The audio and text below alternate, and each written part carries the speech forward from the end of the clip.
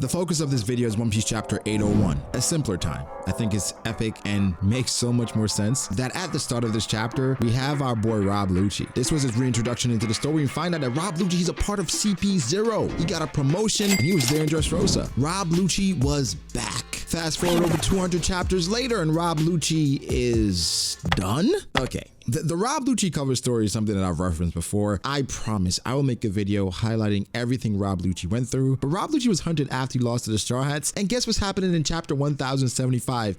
He's being hunted after he lost to the Straw Hats, guys. The story of Rob Lucci is a tragedy, okay? It is Shakespearean almost. But we'll get back to Rob Lucci in a second because some fans are actually mad, pissed even, that there is a possibility that Luffy and Zoro will join forces with Rob Lucci and Kaku. Nani? Disgusted face. Either way, chapter 801, Simpler Times, post Dressrosa, but one of the more referenced chapters because of our epic superhero. It's crazy calling Doflamingo a superhero because he is a villain. Like from every sense of the word, that's what Doflamingo is. But the Throne Wars speech. It's funny because also in this chapter, we still like Jack. Okay, I still like Jack, but for whatever reason, everyone is turned on Jack. Why don't people like Jack? Also, why don't people like the subscribe button, all right? Now is the time to hit it. Look down, make sure you subscribe. You watch a few videos. Haven't realized you're not subscribed. Now's the time to do so. But either way, in this chapter, we get the Throne War speech, probably the best speech in the series. At worst, top 3. I really enjoyed Luffy's speech in Udon. It was game changing. We can't forget about Whitebeard's as well. Maybe at some point we got to talk about the best speeches in One Piece. Real quick,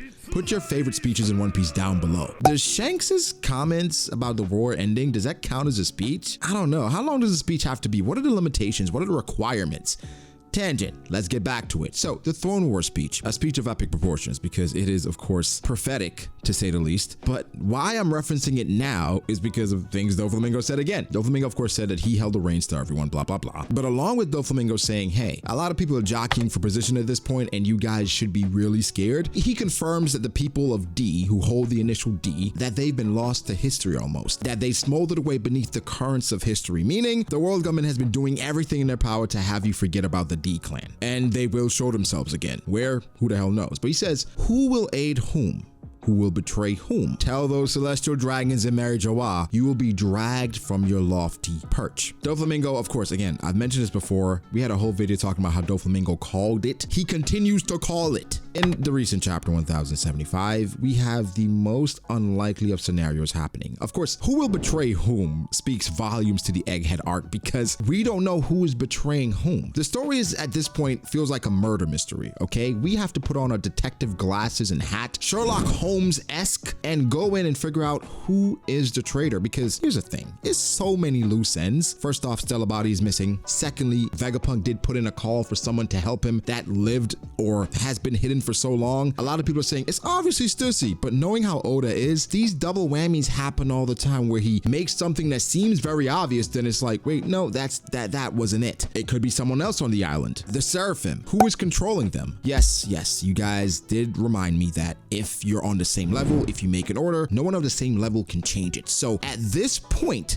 knowing all that we know, either someone kidnapped the Stella Body and forced him to make an order, or the Gorosei are already on the island, as I've been talking about. Again, there will be a full murder mystery type video where we go in and try to look at all the evidence and try to rule people out based on where they are and what they've said. Either way, who will betray whom, who will aid whom? This is the craziest thing Doflamingo could have said because we have no idea the possibilities of people teaming up. We already have it with Stussy, who we saw in Whole Cake Island, who was a member of the underworld, who we thought was a CP0 agent, who probably will be sailing with the Straw Hats, probably because I think she could actually die here, who is a clone of Miss Bucking, a former member of the Rocks Pirates, who for whatever reason Weevil allied with Whitebeard's people to save them. So technically he's working with Marco now. I don't know where this is going. Well, one thing's for certain, the Celestial Dragons, you guys are gonna fall. And now based on what Doflamingo is saying, who will aid whom, who will betray whom against Stussy working with us, Weevil sacrificing himself for Whitebeard's island, and now Rob Lucci and Kaku working with Zoro and Luffy, they were specifically told to wipe out CP0. They were attacking the CP0 agents. I think it's done. The only people who would give the order to wipe out the CP0 agents, it has to come from the Gorosei.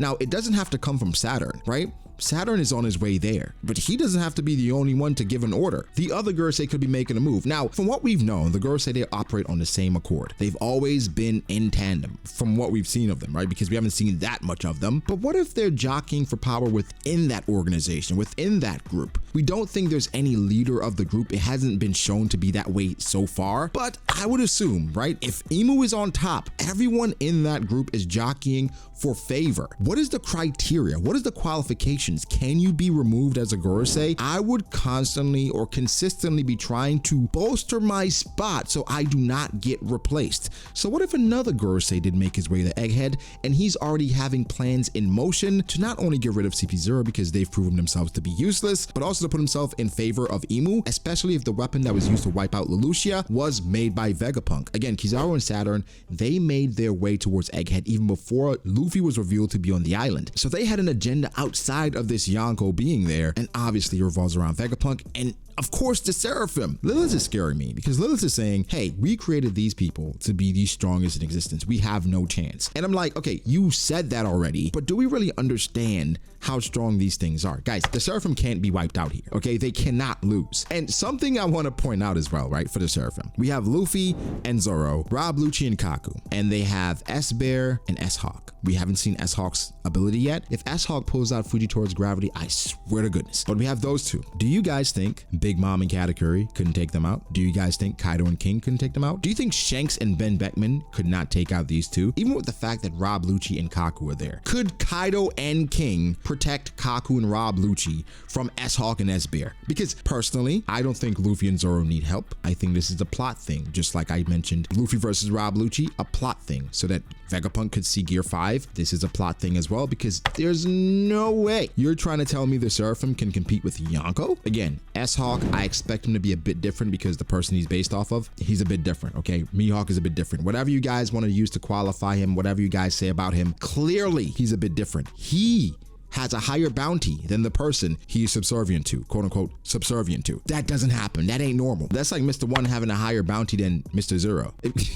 What? It's a plot thing, guys. Don't get your pennies in a tizzy. It is not meant to show power scaling necessarily, unless, here's where it could get scary. Unless Oda is still hiding something about the Seraphim that Lilith is hinting towards. They keep saying, these are the strongest in existence. These are the strongest. We saw the Striads fight against S-Shark, right? And even with everything that they did, including Sanji, there were no scratches, but I'm curious about their growth. How fast do they grow? Like based off the interactions that S-Hawk had with Zoro already, do you think he's already caught up to what Zoro can provide, what Zoro can output? Because if he already has, yeah, we should be scared because then I wouldn't want Luffy to fight them unserious. Because if they're like a sentinel, right? Because I've watched Justice League or Young Justice before where you fight like an android or a sentinel that can learn and learn different abilities and powers, and it gets to the point where fighting stronger people makes it worse because he just keeps evolving. Is this going to be the same thing for the Seraphim? Do they get stronger by fighting stronger people and not being defeated? And it seems based on Lilith, based on Vegapunk, these things seem to be indestructible. Seemingly, I'm starting to get a bit worried. Now,